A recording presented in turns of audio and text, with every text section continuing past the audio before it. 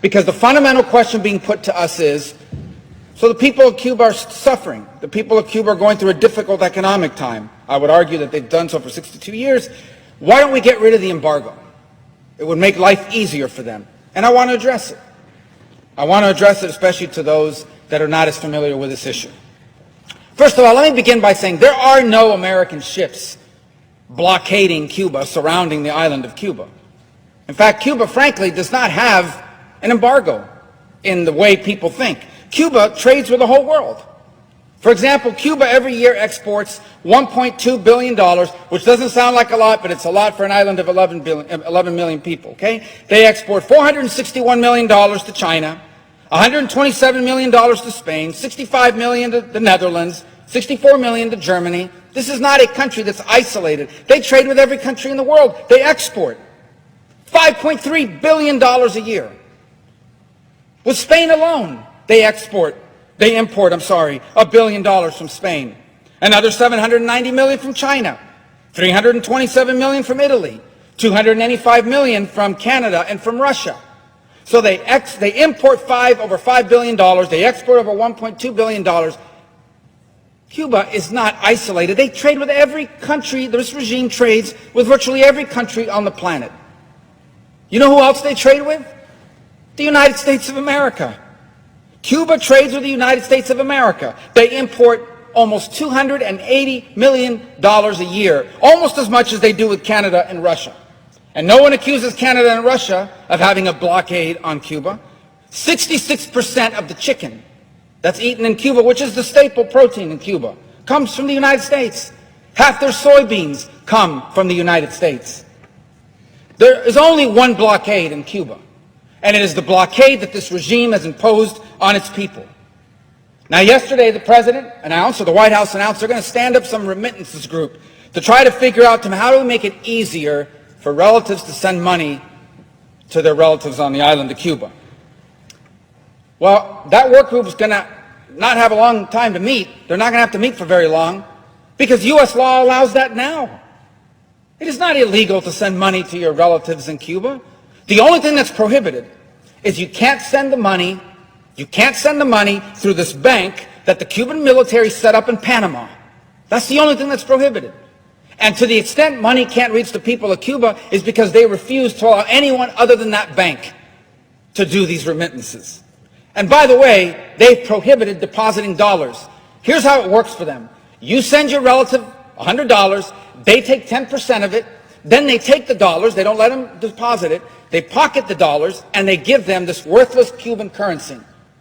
So they have the dollars, so they can buy things for themselves and on the global market. So the blockade, to the extent that there's something that's preventing remittances directly to the Cuban people, it's not U.S. policy, it's regime policy. They're the ones that need a work group.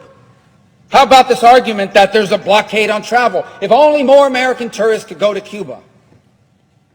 By the way, Cuba's already filled with Canadian tourists and Italian tourists that enjoy five-star accommodations. And I'll be frank, many of them go there, these sick, disgusting men that go there to hook up with a 16 or 17-year-old girl. But that said, they talk about travel to Cuba. Well, let me tell you something. Travel's allowed now. An American can go to Cuba. You just can't stay at a military-owned hotel or eat at a military-owned restaurant or shop at a military-owned store. You can stay at the private homes of people that rent them out on Airbnb. You can do that. You can eat at a restaurant that's owned by a private person. You can shop at stores that are owned by private people. The reason why they have nowhere to stay, nowhere to eat, and nowhere to shop is not U.S. policy. It's that the Cuban regime won't allow privately owned hotels, privately owned shops, privately owned stores. They won't allow it. Privately owned restaurants. They're the ones that have a blockade on travel, not the United States.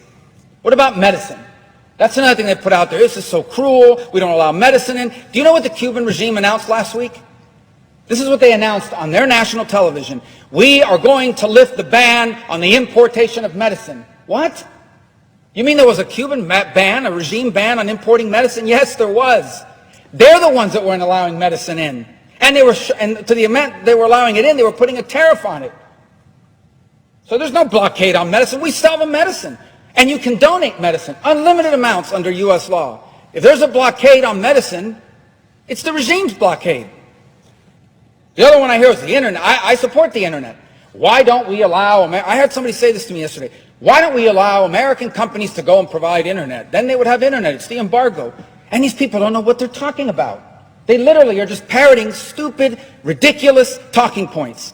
Because the law on the U.S. and trade with Cuba specifically exempts telecoms. AT&T, Verizon, Sprint, every American telecom can go into Cuba tomorrow and offer phone and internet service. You know why they can't?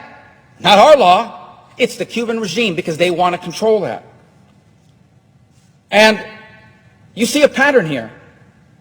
Blockade on travel, blockade on private ownership of business, blockade on bringing in medicine, blockade on bringing in money. Why? Because the Cuban regime wants to control people. They don't want an individual Cuban to have a paycheck that they earn for themselves. They want what little you have to come from them, because if you don't do what they tell you, they can take it from you. That's what they want. They don't want you to have internet companies offered by AT&T and Sprint and Verizon and anybody else, because they want to be able to shut it off when you're saying things they don't like and things against them. Same with medicine. They use all of these things as a tool. It's hard to fathom because we live here, but they use all of it as a tool. You want medicine? Are you posting stuff on the internet? Are you saying things against the regime? Are you speaking out? Are you not participating in these acts of repudiation that we force people to do? Because if you don't, you're not going to get your medicine. And they certainly don't want the cash flowing around. They don't want independent ownership. They don't want the people of Cuba to have liberty. This is all about control. All about control. And by the way, in the law that codified the embargo, it has a clause that automatically triggers the end of the embargo. And you want to know what this tough standard is that's in the law? Free the political prisoners, free press, free and fair elections, multi-party elections. The regime does those three things, the embargo ends automatically. Automatically. There is no embargo on Cuba. There is an embargo on the Cuban regime, an embargo on the companies they own. Because what they wanted to do is they wanted to take the Obama opening, funnel all that money through their companies. People say their Spanish companies own hotels. They don't own the hotels in Cuba. The regime owns the hotels. These hotel chains that open in Cuba on the beaches, they don't even pay their employees. They pay the Cuban government. The Cuban government pays the employees. Control. So the bottom line is this. Anybody who stands up and says there's an embargo, there's a blockade by the United States and it's cruel and it's causing all these policies is one of two things. They don't know what they're talking about and they're just parroting some talking point, or they're liars. That's the only two options. This is not about an embargo. The people of Cuba did not take to the streets, did not have their head cracked open, did not have their kids arrested and put in jail. Mothers who tomorrow plan to march in Cuba because they don't know where their children are. Arrested, they don't know where their kids are. They broke into homes, they grabbed 16-year-old boys, they gave them a bat, they said, you're going halfway across the country to beat people up in the street. They didn't stand up against all those things because of an embargo or because they wanted remittances. They stood up because they wanted liberty. Libertad. That's what they wanted. That's what they're telling us. Why don't we listen to them?